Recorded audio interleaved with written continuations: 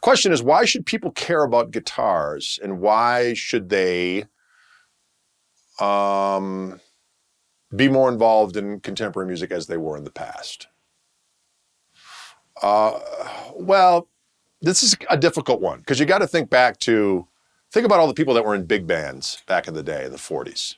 I mean, popular music, yeah, there was some schmaltz, but for the most part, the quality of musicianship and presentation of popular music was at a very high level.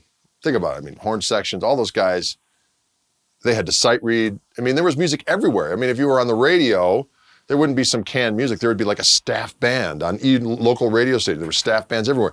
These guys had to sight read anything. And it wasn't even like, well, is he a good sight reader? It's like, that wasn't even a thing. Of course you had to be a good sight reader. And that's not to say that the level of musicianship isn't as good now. If we had to do that, we would do that because that's what you just do in order to function as a musician. And you can imagine the chagrin of this era of musicians when the 50s came along and all of a sudden 4 guys, with electric instruments were taking all the gigs. They were like, what is this horse cuckery? You know what I mean? They're like, you mean you're going to supplant a band with a horn section that can actually play and improvise and do all this crazy stuff with 4 Mamelukes with electrical instruments? And then the Beatles came along and they're probably thinking, you've got to be kidding me. Now there are these shaggy, pansexual Mamelukery coming in, 4 guys making all of this dough, playing these jangling noise machines. And what happened to all these great musicians and all these different horns? So now it's kind of the same thing where guys were like, oh my God, we used to have to play and actually sing. And now a guy can press a button and rap, or you go to all these different events. And, I was just at my son's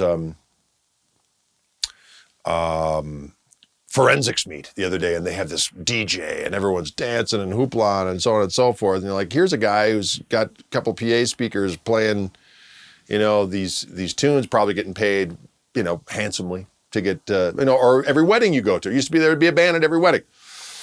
So what I will say is this. As much as we'd like to think it's all about art, it's really about money. And I think it's about art. Don't get me wrong. There's enough people that actually care about music and about art. And that's not to diminish the fact that there is artistry in being a DJ. I mean, I will, those DJs that get in front of you like, oh my God, you got to know what you're doing. There's a level of excellence in especially the guys that are putting together all the dubstep stuff. I don't even know what they call it anymore. Drum and bass. I don't even know. It's probably old, 10 years old by now. But I'm just saying that there is a level of artistry in that.